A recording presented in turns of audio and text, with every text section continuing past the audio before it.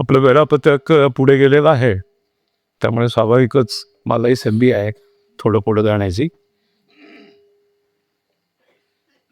पंचपरिवर्तनाची माहिती शीर्षक त्याची काय आहे ती आपल्याला सांगितली. याची पृष्ठभूमी काय आहे ती थोडीशी आधी सांगतो. राष्ट्रीय स्वयंसेवक संघ ही आपल्या देशातील एक सांस्कृतिक संघटन म्हणून महाराष्ट्रात जो शब्द आवडतो चळवळ, तशी एक 100 वर्ष चाललेली चळवळ आहे. ते एक मुठभर लोक उभे राहिले तरी त्यांची चळवळ ही मोठी काही दशकं चालवतात ते मीडियामधनं. आपली तर 100 वर्ष प्रत्यक्ष जमिनीवर चाललेली चळवळ आहे आणि ती संघटन म्हणून चाललेली आहे. या 100 वर्षाच्या एकूण वाटचालीमधली उपलब्धी पण खूप आहे. ती आत्ता सर्व समाजालाही लक्षात येते की एकूण समर्थ, सशक्त, समरस असा समाज उभा करायचा असेल तर हिंदू संघटन हे आवश्यक आहे. आणि 100 वर्षाच्या संघाच्या वाटचालीत समाजाने जे योगदान दिलं आहे त्यातनं ते लोकांना लक्षात आलेलं आहे की याचं महत्त्व आहे. आणि त्यामुळे संघटित समाजाची आवश्यकता सर्वांच्या लक्षात आलेली आहे. ही प्रक्रिया काही थांबणार नाही, हे निरंतर चालू राहणार आहे, कारण अजून पाहिजे तसं लक्ष अजून आपण गाठू शकलेलो नाही. परंतु एका विशिष्ट अवस्थेत आता हिंदू संघटन आणि हा देश असा आलेला आहे. आणि त्यावेळेस स्वामी विवेकानंदांनी ते सांगितलेलं आहे ते आपल्याला विसरता येणार नाही, ती आपली जबाबदारी आहे. स्वामीजींनी असं म्हटलं होतं की every nation has a message to deliver. प्रत्येक देशाला या जगाला देण्यासाठी एक संदेश आहे आणि तो संदेश जो आहे तो दिला पाहिजे.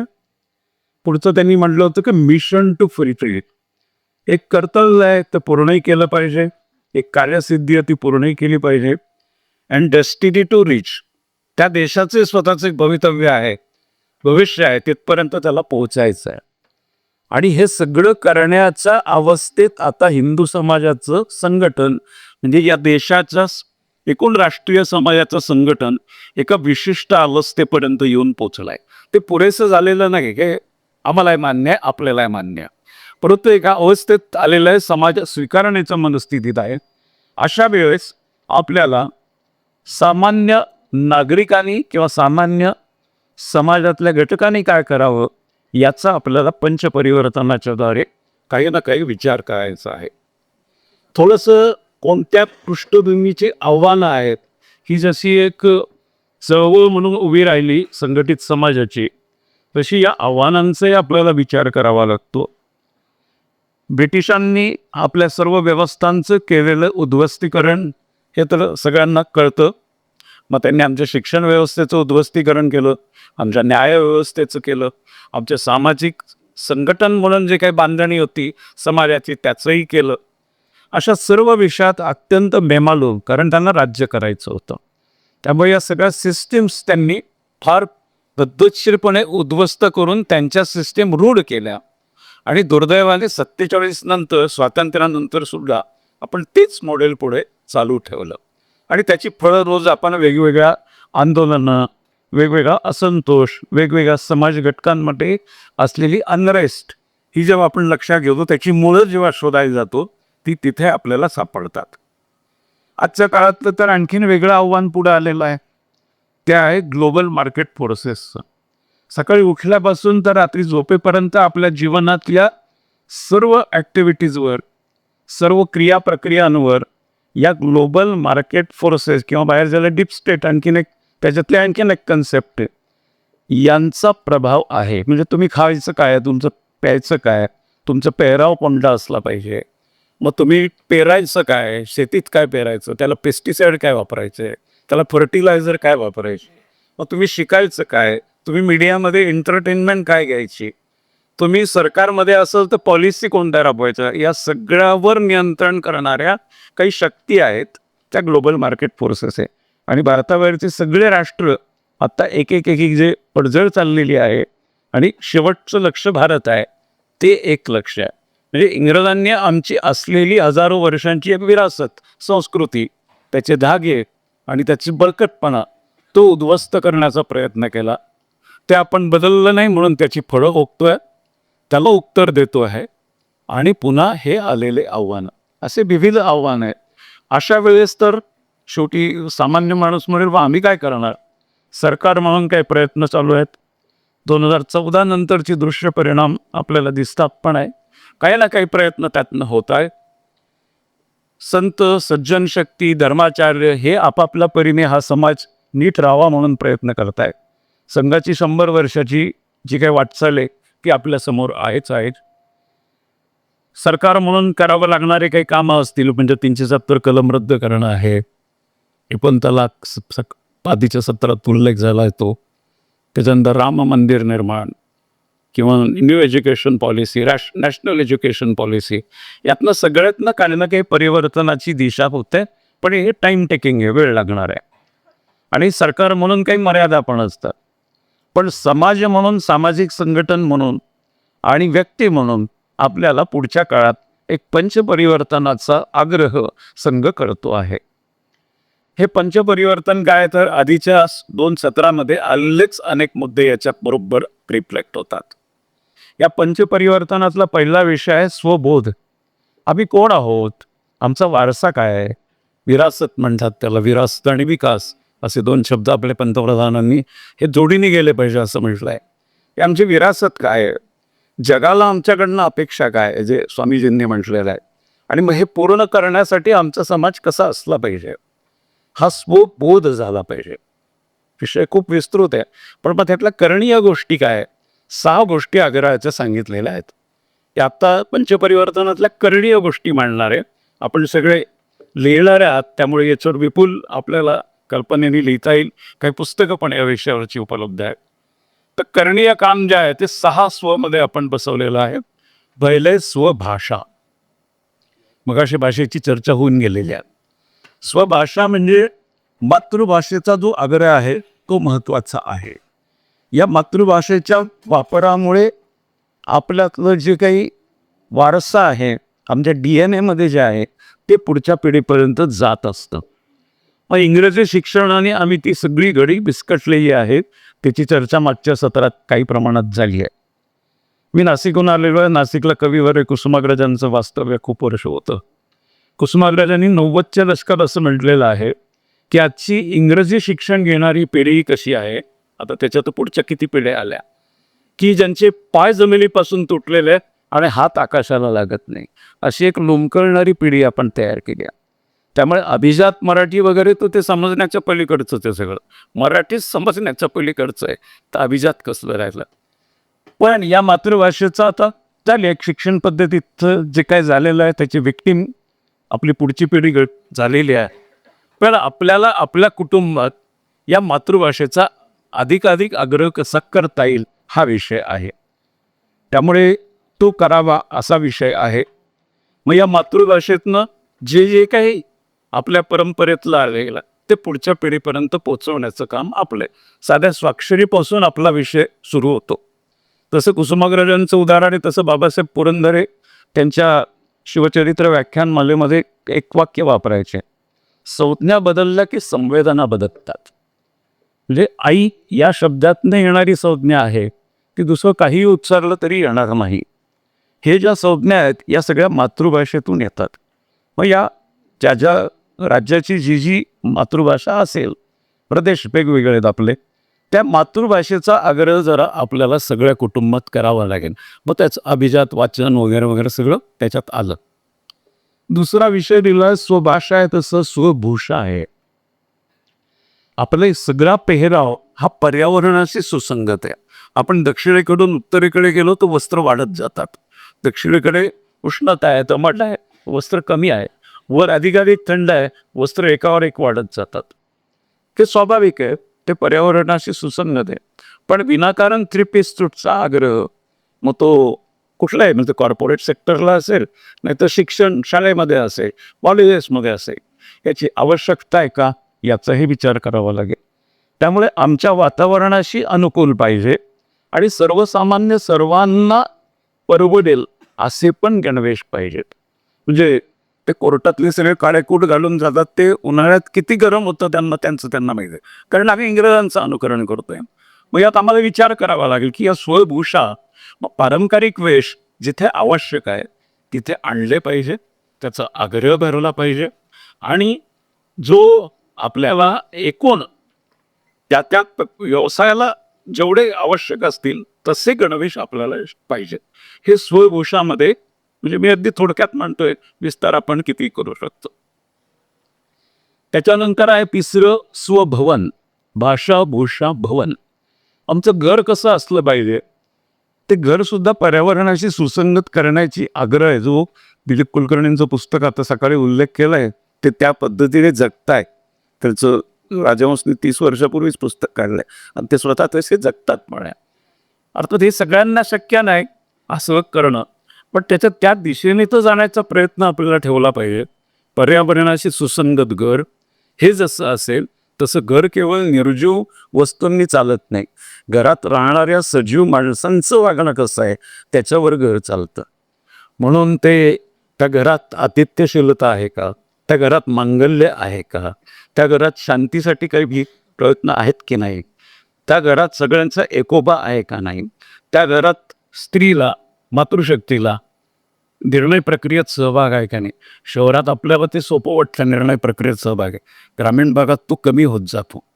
म्हणून आता अलीकडच्या काळात प्रधानमंत्री आवास योजना अशी जी आलेली आहे, त्या प्रधानमंत्री आवास योजनेत जी 2-2.5 कोटी घरं दिलेलं आहे, त्याच्यात महिलाच्या नावानी ते घर आहे.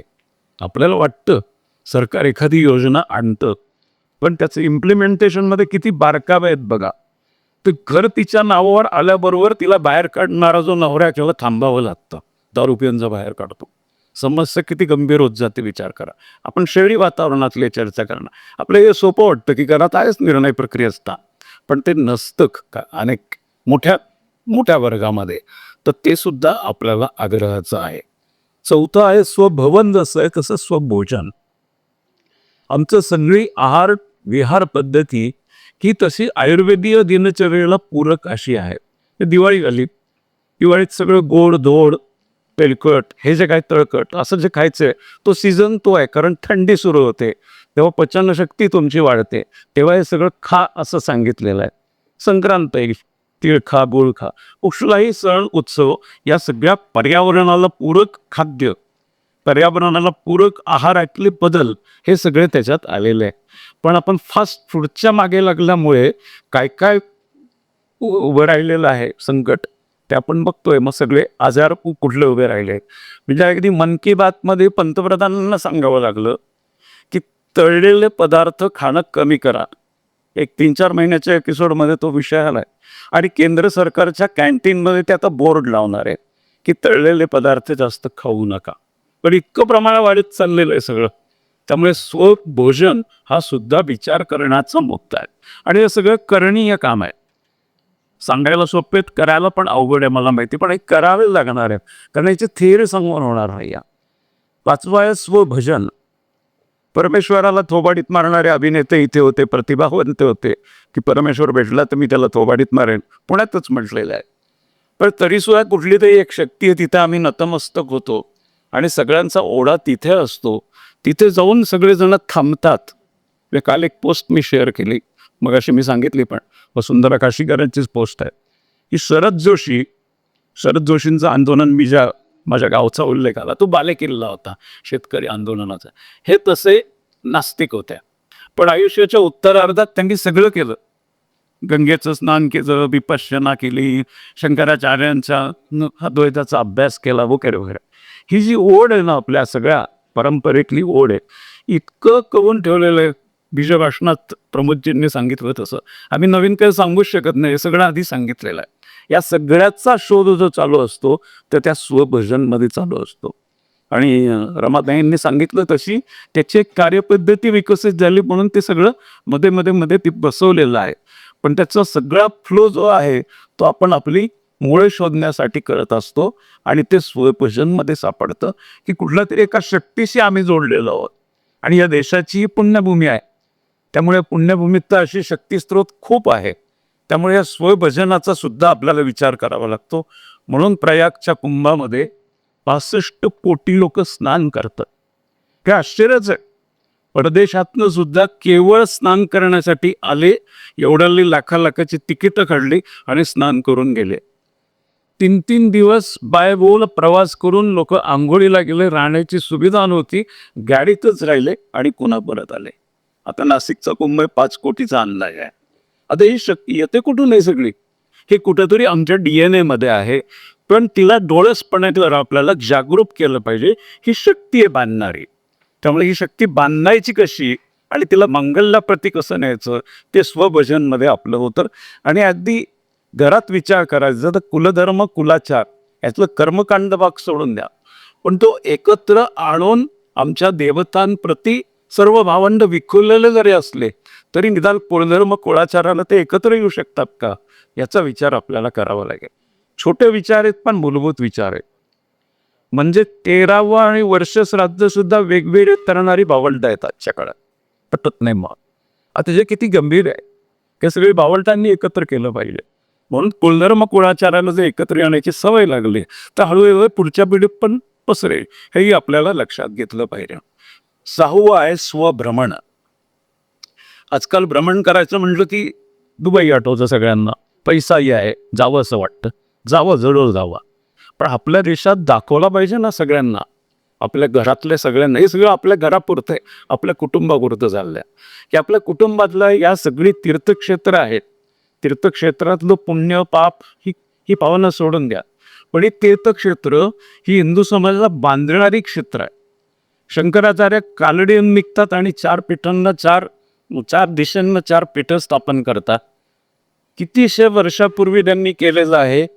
हा देश त्यांच्या डोळ्यासमोर होता, हा बांधायचा ही गोष्ट होती, म्हणून 4 पीठं स्थापन दिली. मग 12 ज्योतिर्लिंग आले, 51 शक्तिपीठ आले. हे सगळं पिढीला आपल्या पुढच्या पिढीला दाखवलं तर हा देश एक काय हे वेगळं सांगावं असं वाटत नाही, सांगावं लागत पण नाही. ही जशी पवित्र भूमी आहे तशी शौर्य भूमी आहे. मग तिला पानिपत दाखवलं पाहिजे, हळदीघाटची लढाई तिथे झाली तेही दाखवलं पाहिजे, छत्रपती शिवाजी महाराजांचे दुर्गही दाखवले पाहिजे. हे सगळं जोडणार आहे. समाज जोडायचा असेल तर हे याच्यानेच जोडला गेलो, आपण तसेच जोडले गेलो. म्हणून भ्रमणला सुद्धा खूप अर्थ आहे. म्हणून 6 स्वचा आपण आग्रह केलेला आहे. सोबत व्यापक आहे, करणीय गोष्टी या 6 आहेत, या आग्रहाने कराव्या असा आग्रह आहे. पुढचा विषय आहे समरसता. तर एक वेळ बैठक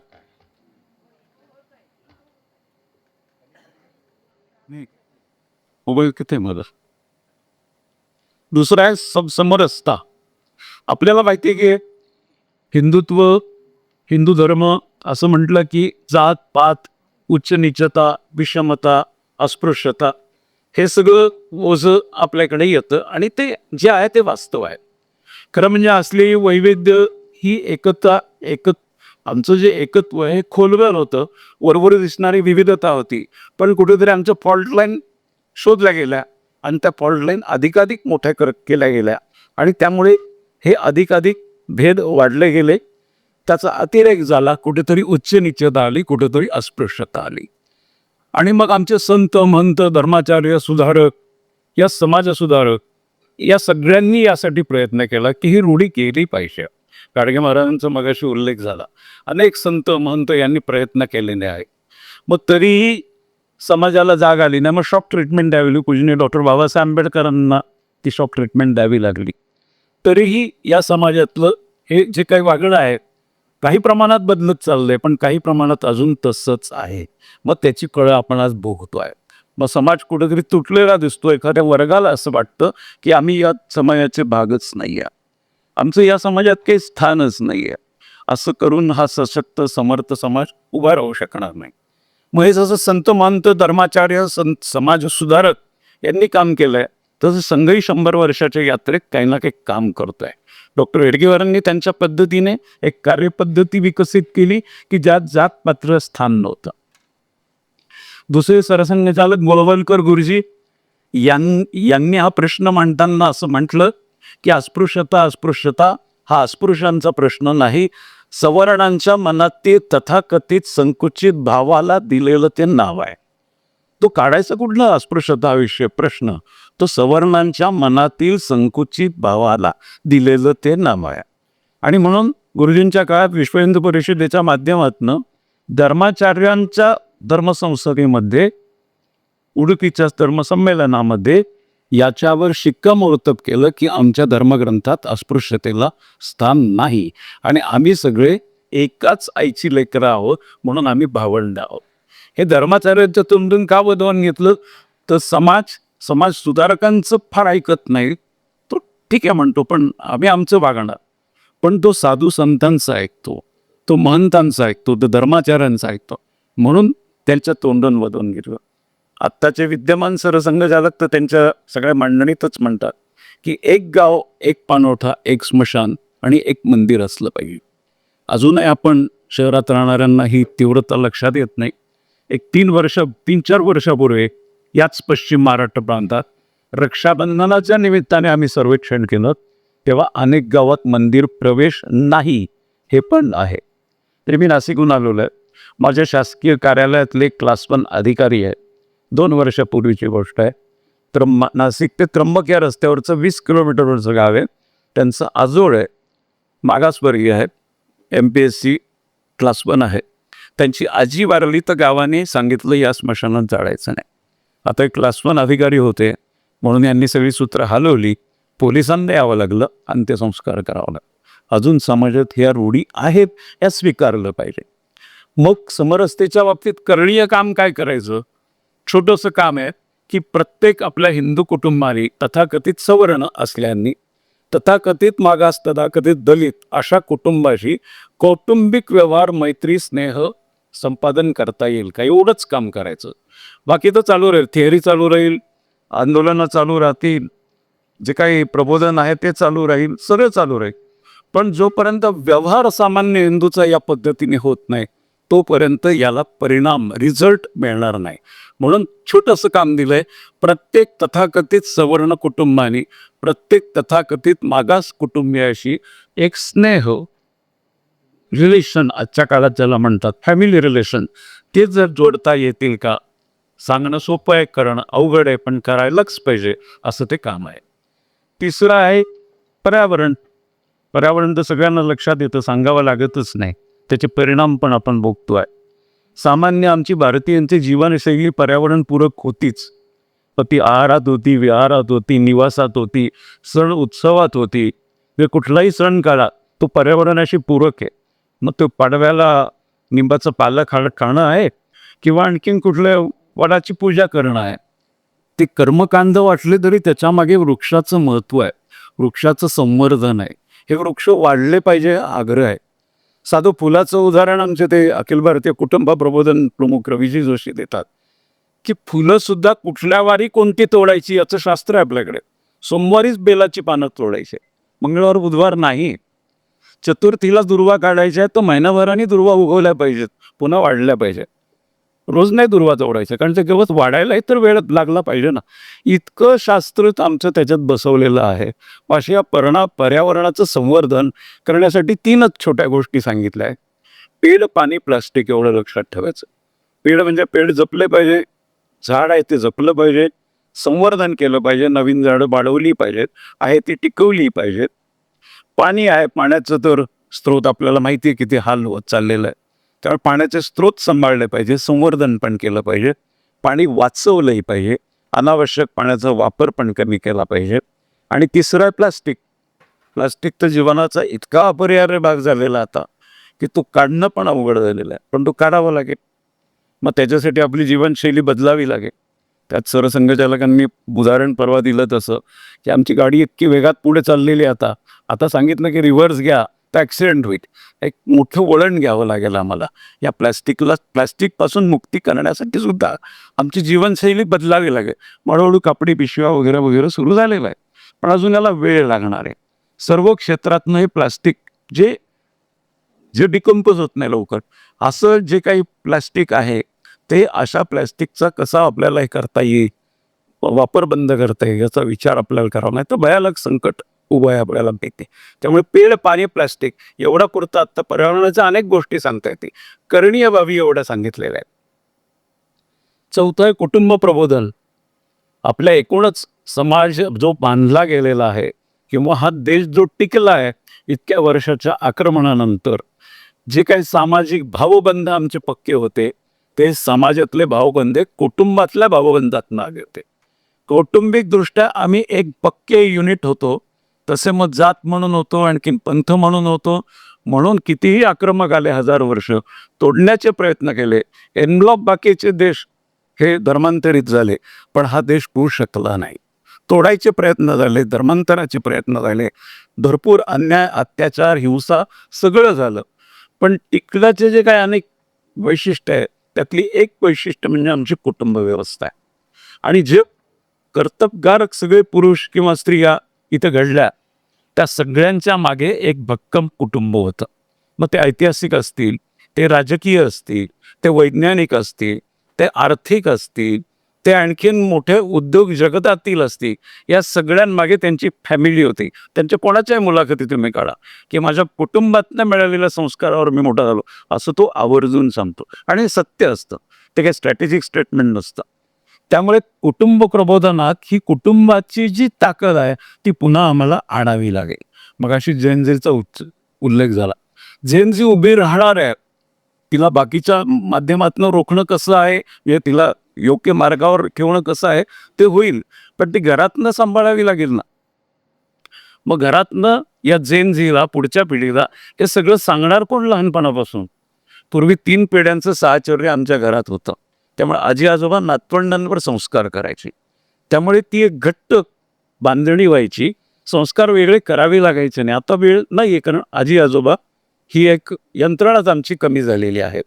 मग मध्ये राहिले आई वडील, ते फक्त बिचारे रोज उद्योग, त्यांचं काय नोकरी आहे ते करताय. मुलांवर संस्काराचं नाही म्हटलं तरी खूप कमी होत चालले. किती करणार? कारण नोकरी करणार, व्यवसाय करणार का हे करणार, त्याला एक मर्यादा येत चाललेला आहे. पुन्हा इंग्रजी माध्यमातले जे येणारे तोटे ते आपण मगाशी चर्चेत ऐकलेले. तर पण ते करावं तर लागेल आता. पुन्हा तर काय 3 पिढ्यांचं साहचर्य ओढून ताणून आणणार नाही आहे, त्याच्यात आपल्याला करावं लागेल. म्हणून छोटं काम दिलंय, करणीय काम दिलंय की दर आठवड्याला, दर सप्ताहाला कुटुंबातल्या सर्व वयोगटाच्या सर्वांनी एकत्र येऊन एक तासभर अनौपचारिक गप्पा मारा.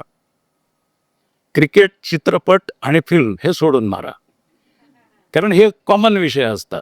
हे अपरिहार्यपणे येतील तो भाग वेगळा, त्याच्यासाठी बसू नका. गप्पा काय मारायचे आहे तेही आग्रहाने सांगतोय की आमचं कुटुंब, आमचं काय जी काय कुळ आहे, प्रत्येकाला कुळाचं काही ना काही. आणि आता तर सोशल मीडियामुळे सगळे शोधतात आपले आपले रूट्स कुठले, आपले भावंड कुठले आहेत, सगळे ग्रुप करतात, पुन्हा एकत्र यायचा प्रयत्न करतात. रियुनियन असा एक त्याचा विषय आहे, चांगली गोष्ट आहे. पण हे आता आपल्याला पुन्हा आपल्या पुढच्या पिढीला सांगितलं पाहिजे.